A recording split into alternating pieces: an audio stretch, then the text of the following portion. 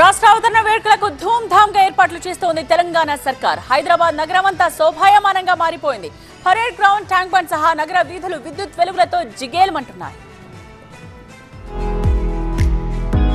తెలంగాణ రాష్ట్రం ఏర్పడి 10 ఏళ్లవుతున్న సందర్భంగా కాంగ్రెస్ ప్రభుత్వం ఘనంగా ఏర్పాట్లను చేస్తోంది. తొలిసారి కాంగ్రెస్ సర్కార్ హయాంలో నిర్వహిస్తున్న ఈ సెలబ్రేషన్స్ కు ఎక్కడా కాంప్రమైజ్ కాకుండా అరేంజ్మెంట్లు చేస్తున్నారు. భాగ్యనగరాన్ని శోభాయమానం వాతావరణాన్ని తలపించేలా రంగురంగుల విద్యుత్ దీపాలతో అలంకరించారు. రాష్ట్ర అవతరణ దశాబ్ది ఉత్సవాల్లో భాగంగా గల్లీల నుంచి పెరేడ్ గ్రౌండ్, ట్యాంక్ బండ్ దాకా ఈ వెలుగు జిలుగులే కనిపిస్తున్నాయి.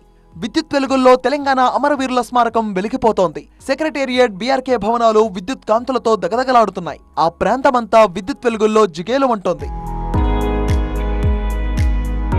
జూన్ 1వ తేదీన సాయంత్రం నుంచే తెలంగాణ అవతరణ వేడుకలు ఘనంగా షురూ కానున్నాయి. జూన్ 2వ తేదీ రాత్రి 11 గంటల వరకు ఉత్సవాలు కొనసాగుతాయి. రేపు ఉదయం 10కి సీఎం రేవంత్ రెడ్డి జాతీయ పతాకాన్ని ఆవిష్కరించి తెలంగాణ ఆవిర్భావ దశాబ్ది ఉత్సవాలు ప్రారంభిస్తారు.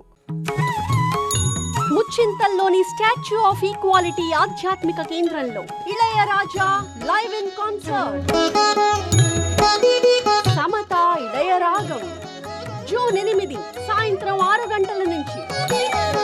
Book your tickets on book my show.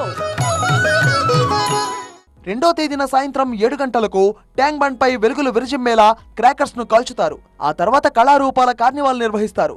Laser షోతో పాటు 5,000 మంది ట్రైనీ పోలీసులు బ్యాండ్ ప్రదర్శనతో ఆకట్టుకోబోతున్నారు. తెలంగాణ ఆవిర్భావ దశాబ్ది ఉత్సవాలకు అతిరథ మహారథులను ఆహ్వానించింది కాంగ్రెస్ ప్రభుత్వం. కాంగ్రెస్ అగ్రనాయకురాలు సోనియా గాంధీ ప్రత్యేక అతిథిగా రాబోతున్నారు.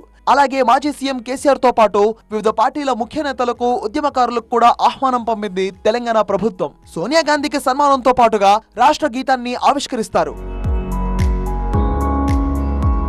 జూన్ 2వ తేదీన ఉదయం, సాయంత్రం ఘనంగా వేడుకలు నిర్వహించబోతోంది తెలంగాణ సర్కార్. ట్యాంక్ బండ్ పై స్వయం సహాయక బృందాలకు చెందిన హస్తకళ ఉత్పత్తులు, చేనేత కళల స్టాళ్లు ఏర్పాటు చేస్తున్నారు.